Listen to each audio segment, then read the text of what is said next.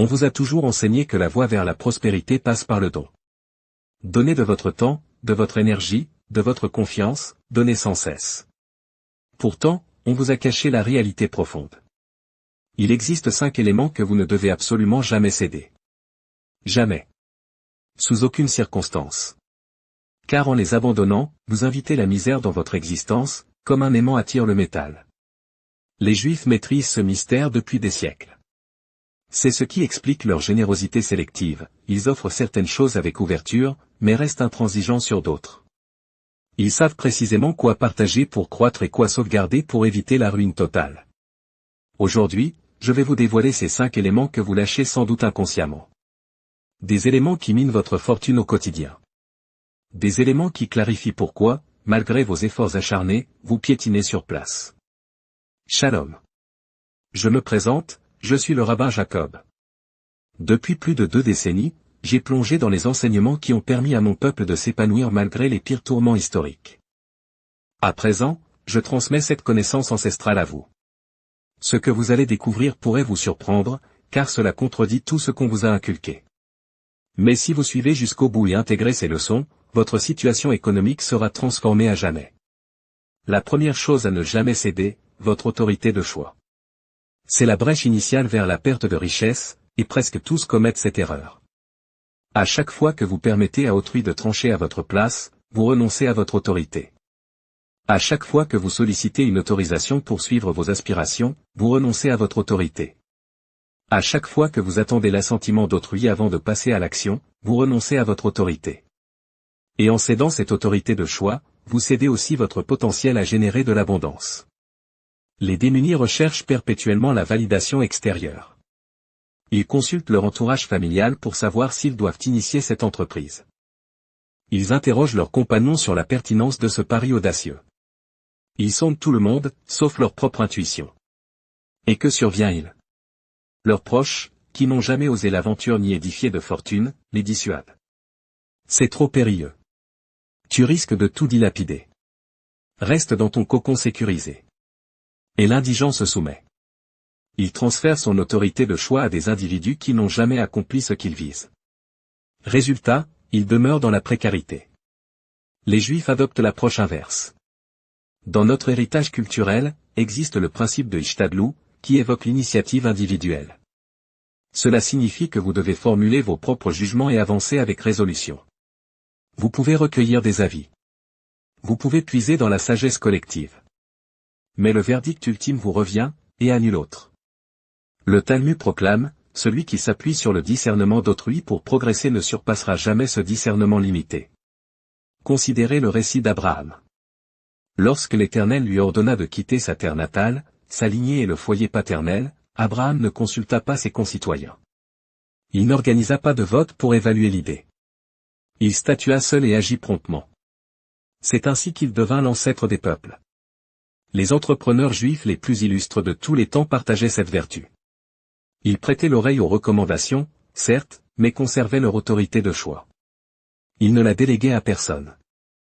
Voici le précepte, prêtez attention aux suggestions de ceux qui ont triomphé dans le domaine que vous ciblez. Écartez les avis de ceux qui n'ont jamais tenté l'expérience. Et surtout, assumez toujours la résolution finale personnellement. Si vous cédez votre autorité de choix, vous conviez la misère. Si vous la préservez, vous déverrouillez l'accès à l'opulence. La deuxième chose à ne jamais céder, votre temps sans contrepartie valable. Le temps représente votre atout le plus irremplaçable. Plus vital que les finances, car l'argent égaré peut se reconquérir, tandis que le temps dissipé s'évapore définitivement. Néanmoins, la majorité des individus distribuent leur temps comme s'il était insignifiant. Ils dévorent des heures sur les plateformes numériques à épier l'existence d'autrui. Ils engloutissent des soirées devant des programmes télévisuels stériles. Ils investissent des années dans des postes sans avenir, uniquement pour un revenu qui frôle à peine l'équilibre budgétaire. Ils offrent leur temps et, en retour, récoltent le vide absolu. Les Juifs entretiennent une connexion radicalement distincte avec le temps. Dans notre doctrine, le temps est divin. Chaque instant est une offrande du Tout-Puissant. Le dilapider équivaut à un manquement, car vous gaspillez un bien irrécupérable. Il existe un terme hébraïque, bitul zman, signifiant la dilapidation temporelle. Les érudits affirment que quiconque dilapide son temps dilapide son existence. Et quiconque dilapide son existence ne peut ériger de prospérité. Le Talmud énonce une vérité percutante, le temps ressemble à une lame. Si vous ne l'employez pas, elle vous tranche. Les magnats juifs sont captivés par la valeur de leur temps. Avant d'allouer une heure de leur agenda, ils s'interrogent, quelle rétribution en tirerai-je? Cela m'avance-t-il vers mes ambitions? Cela génère-t-il du bénéfice? Si la réponse est négative, ils refusent cette allocation. Indépendamment de la source de la demande. Indépendamment des contraintes sociétales. J'ai croisé un entrepreneur juif à Paris qui appliquait une directive inflexible. Toute occupation quotidienne devait satisfaire un critère basique, m'instruit-elle? Me relie-t-elle à des alliés profitables? Ou me procure-t-elle des gains? Si l'occupation échouait à ces 3 tests, il déclinait. Sans remords, sans justification superflue. Lorsque je l'ai rencontré, il avait fondé 3 sociétés et amassé une richesse substantielle. Non pas en surtravaillant, mais en évitant scrupuleusement le gaspillage temporel. L'indigent prodigue son temps à quiconque, aux écrans, aux médias sociaux, à des relations infructueuses. À l'issue de son parcours, il s'interroge sur la disparition de ses années. Le juif, lui, défend son temps tel un joyau. Il ne l'accorde qu'en échange d'une valeur tangible. C'est ainsi qu'il forge sa fortune tandis que d'autres stagnent. Voici le précepte, avant d'offrir votre temps à une activité ou une personne, évaluez la contrepartie. Si elle est nulle, abstenez-vous. La 3e chose à ne jamais céder, votre renommée. Votre renommée constitue votre capital le plus inestimable. Elle vous devance en toutes circonstances. Elle facilite les ouvertures ou les verrouille. Elle magnétise les chances ou les éconduit.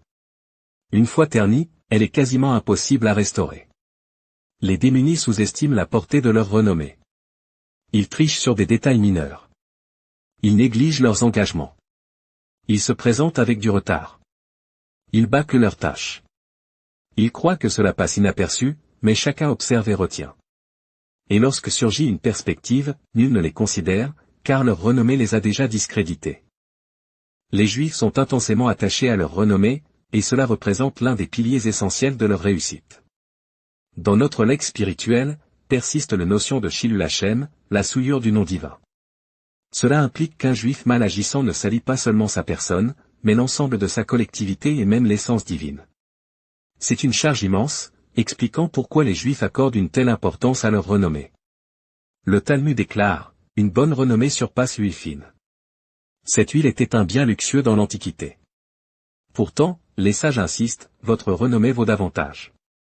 Observez le négoce diamantaire à Anvers. Des gemmes d'une valeur de millions transitent via une simple accolade. Sans document formel, sans juriste. Juste une expression yiddish, Mazal Ubracha. Bonne fortune et bénédiction. Comment cela fonctionne-t-il? Parce que dans cette sphère, la renommée prime sur tout. Brisez votre parole une unique fois, et c'en est fini. Plus personne ne traitera avec vous. Votre carrière dans ce secteur s'achève. C'est pourquoi les Juifs évitent le mensonge en affaires. C'est pourquoi ils honorent invariablement leurs serments. C'est pourquoi ils fournissent constamment ce qu'ils ont promis. Non par sainteté innée, mais par compréhension que leur renommée est leur trésor suprême.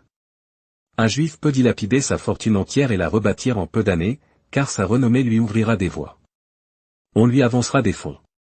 On lui accordera des alliances. Mais un Juif déchu en renommée a tout sacrifié. Même fortuné, nul ne collaborera avec lui. Voici le précepte, sauvegardez votre renommée comme votre existence elle-même. Évitez le mensonge. Respectez vos engagements. Accomplissez ce que vous avez annoncé. Et si un devoir s'avère impraticable, alertez sans délai et avec franchise.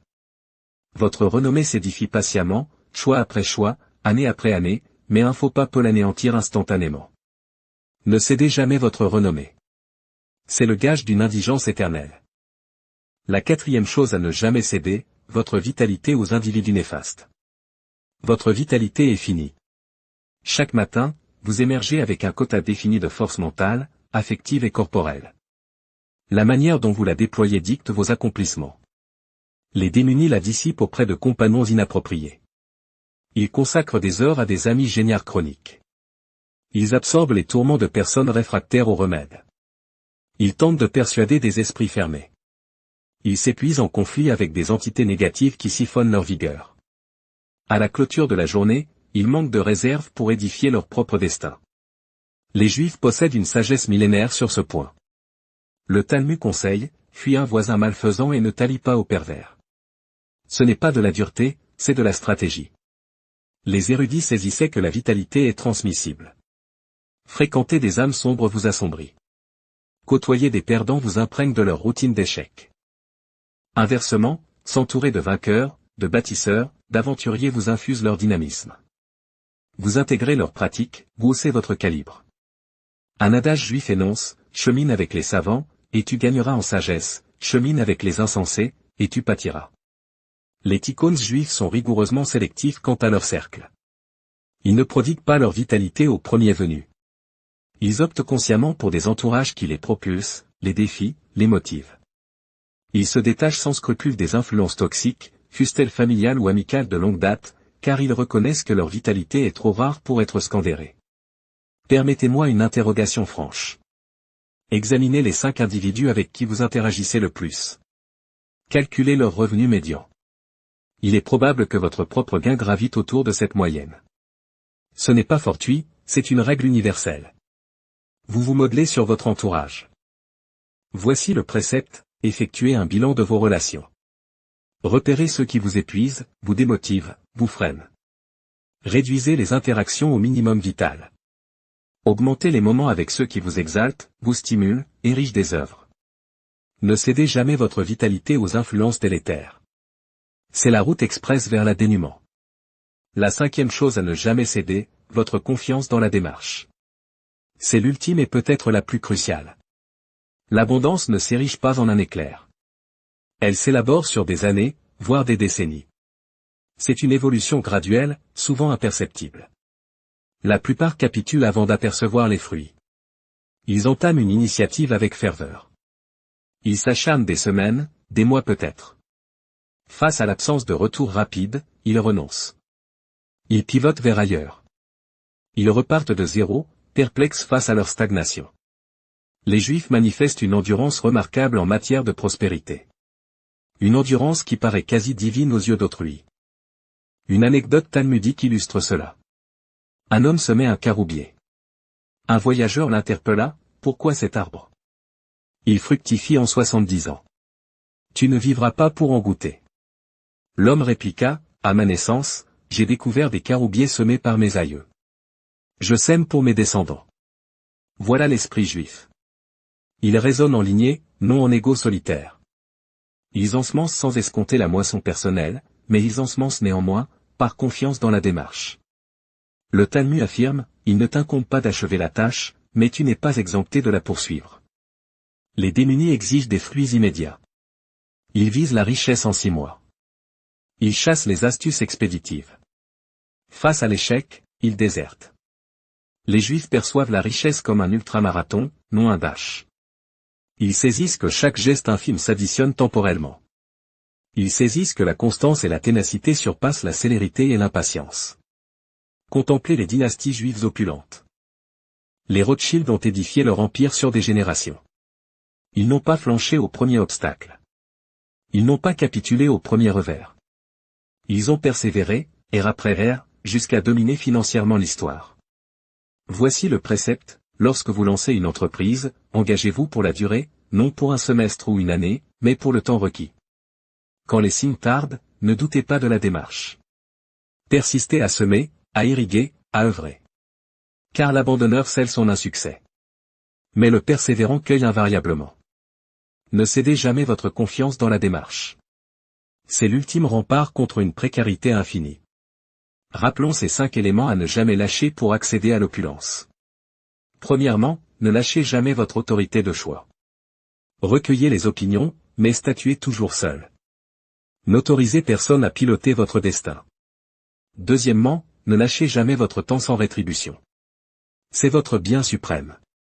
Défendez-le tel un sanctuaire. Troisièmement, ne lâchez jamais votre renommée. C'est votre capital majeur. Une fois ébréché, sa réparation frise l'impossible. Quatrièmement, ne lâchez jamais votre vitalité aux entités nuisibles. Fréquentez ceux qui vous propulsent. Fuyez ceux qui vous sapent. Cinquièmement, ne lâchez jamais votre confiance dans la démarche. L'opulence exige du temps. Endurez malgré les délais. Ces 5 principes paraissent évidents en théorie, mais leur mise en œuvre requiert rigueur, audace et endurance. Pourtant, en les protégeant, en refusant de les sacrifier, vous érigerez une forteresse autour de votre aptitude à générer l'abondance. Une forteresse imprenable. Les Juifs ont intégré ces vérités depuis des millénaires. C'est ce qui leur a permis de fleurir en tout lieu, en toutes époques, malgré toutes les adversités. Désormais, vous détenez cette même érudition, cette même vision, ces mêmes fondements. La balle est dans votre camp, qu'en ferez-vous? Poursuivre en cédant ces 5 éléments et attirer la disette, ou les préserver pour inviter la prospérité? Cette résolution vous incombe, et nul ne peut la prendre pour vous. Shalom. Que le Tout-Puissant illumine chacun de vos pas dès cet instant.